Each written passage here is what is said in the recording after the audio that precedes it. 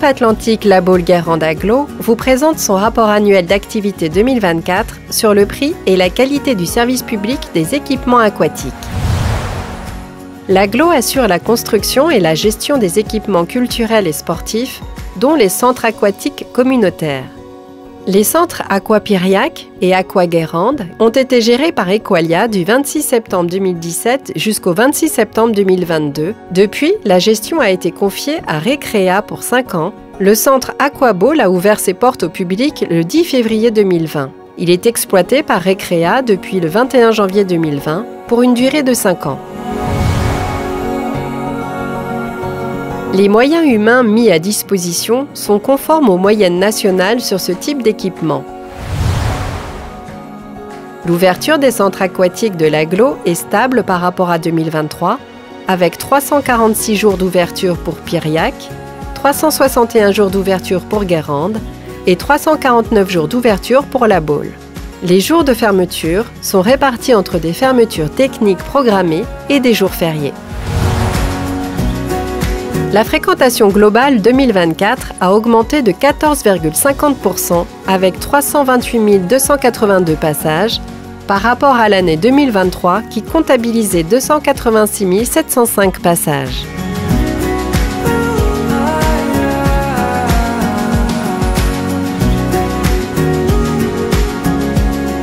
Par rapport aux autres années, la fréquentation est en continuelle augmentation.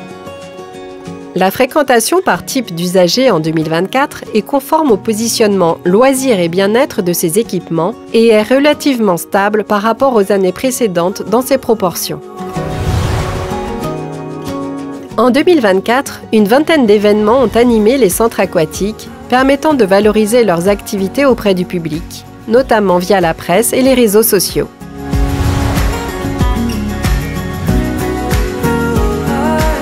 Depuis la rentrée 2018, l'agglomération a repris à sa charge la part de financement autrefois assurée à 50% par le syndicat des transports. Le coût du transport scolaire est désormais réparti équitablement entre l'Agglo et les communes qui la composent.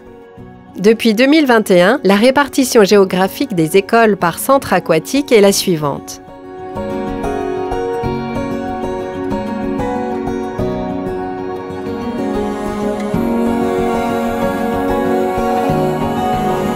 Au total, la natation scolaire 2024 représente 47 627 passages d'élèves dans les 3 centres aquatiques, soit 8 488 passages de plus qu'en 2023. La fréquentation pour Aqua Piriac et Aqua Guérande est en baisse. Cela s'explique notamment par la fermeture technique de 15 jours du centre Aqua Piriac et le décalage des sessions de 3 écoles sur Aqua Baule. Un livret de compétences commun aux 3 centres aquatiques est actuellement distribué. Il avait été réactualisé en 2018. Ce livret sera mis à jour l'année prochaine, à la fois pour le rendre plus clair et plus agréable à utiliser, mais aussi pour tenir compte des nouvelles règles. Le livret actuel, conçu sous la forme d'un passeport aquatique par Cap Atlantique La Baule-Guérande Agglo, est distribué à tous les nouveaux élèves du territoire. Il permet à chaque enfant de suivre sa progression dans l'apprentissage du savoir nager, de la grande section jusqu'au CM1.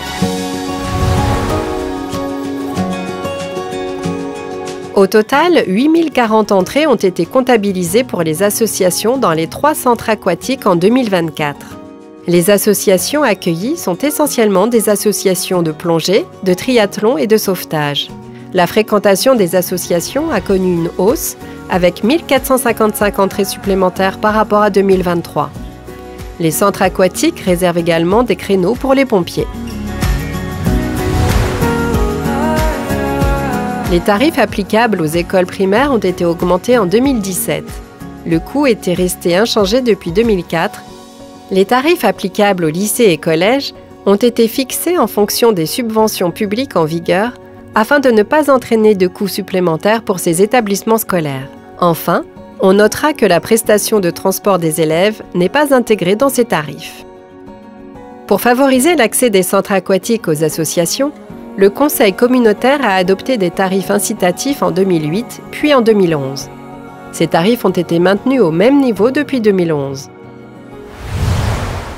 Le bon fonctionnement d'un centre aquatique repose sur des compétences techniques variées. couvrant de nombreux domaines très différents, tels que le chauffage, l'hydraulique, la ventilation, le traitement de l'eau.